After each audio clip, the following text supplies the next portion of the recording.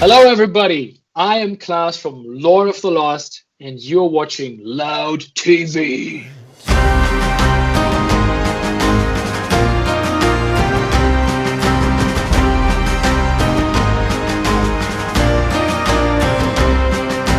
Hello, I'm Klaas from Lord of the Lost, right?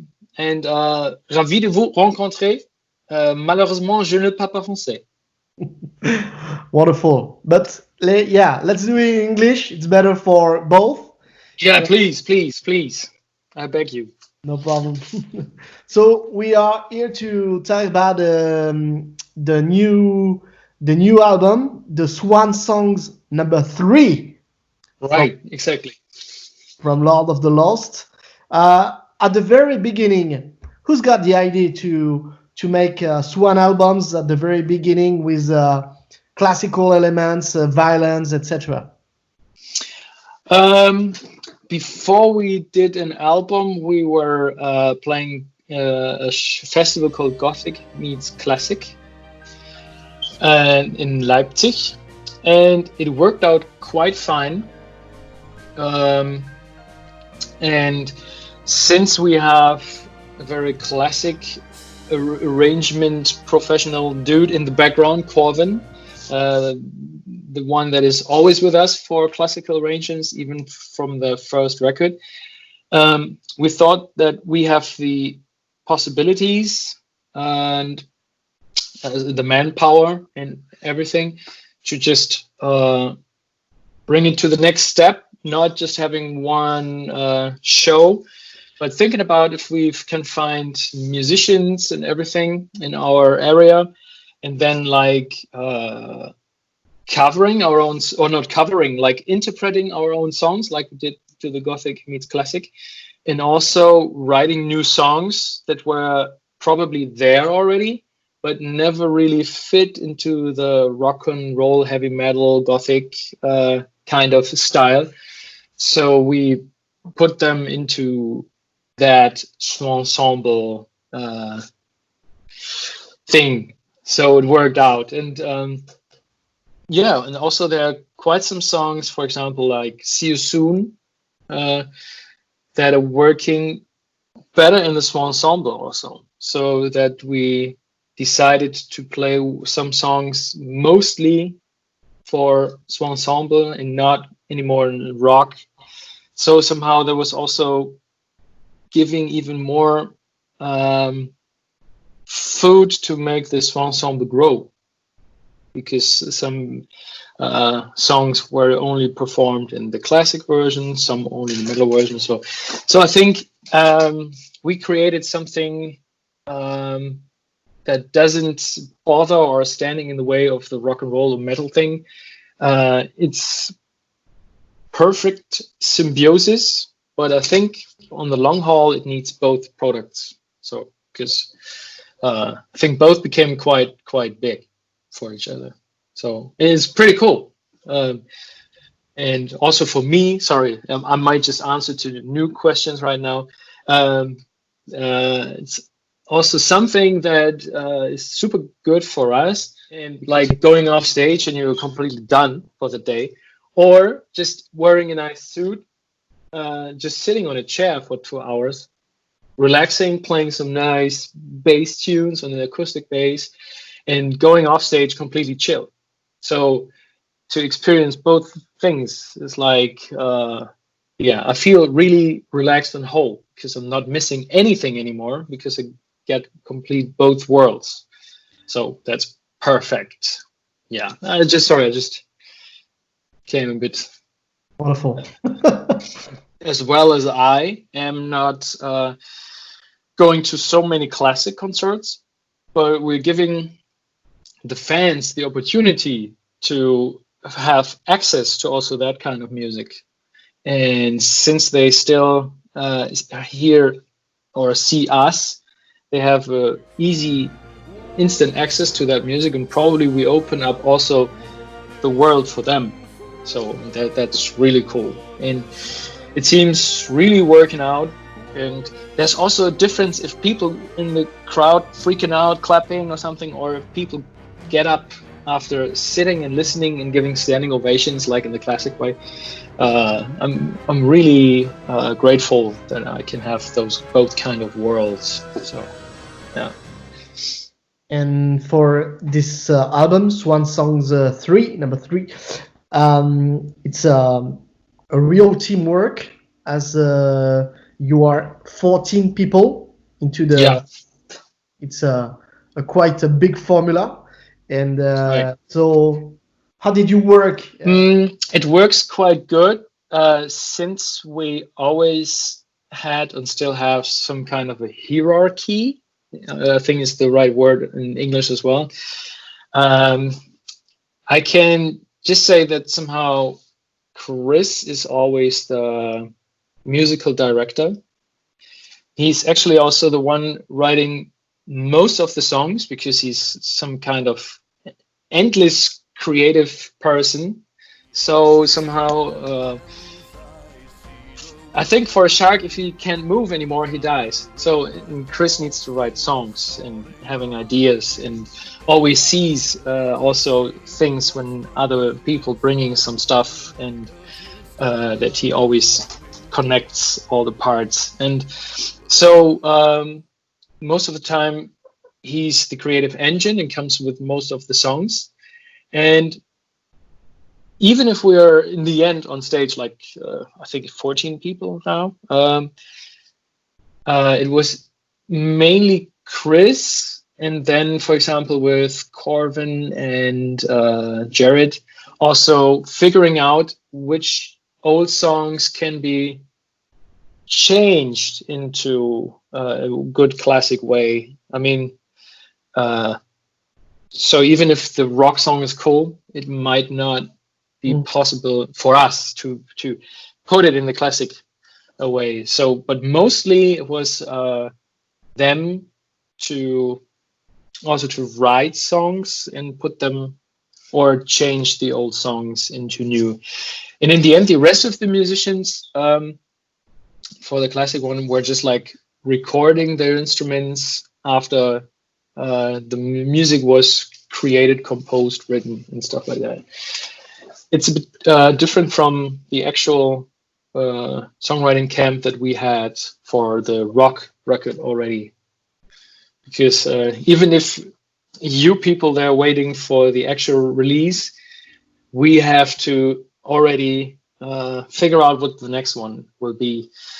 And for that matter, like in Thornstar, we all met a couple of weeks ago. Like, how many have we been? I think around 10. And then we have like really like some kind of prison cells where everybody, always minimum 2 people, are together in one room.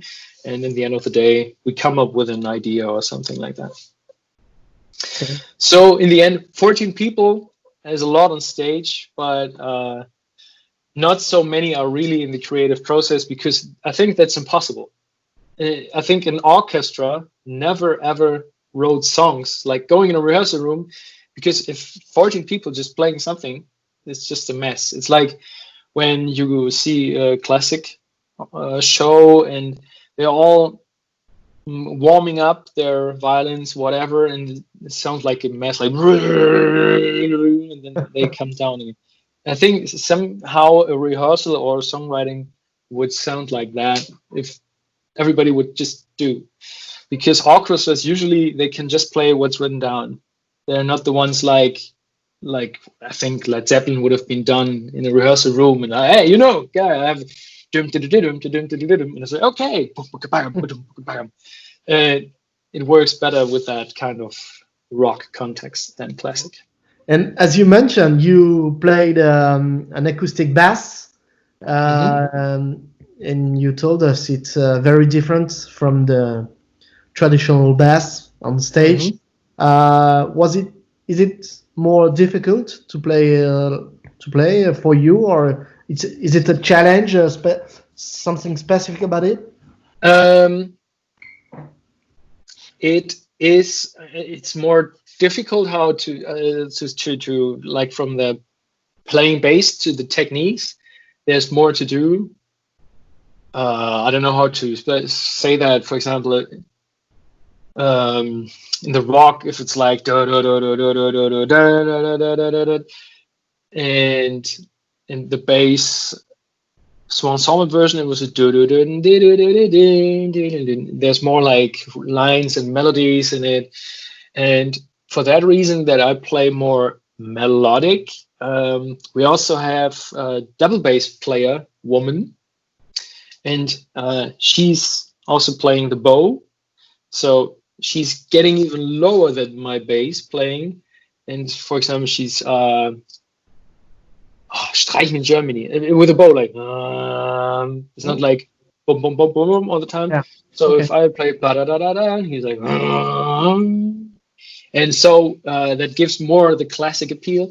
And since we had the opportunity to grow with the orchestra, we chose also to take her to even lower and support my bass playing.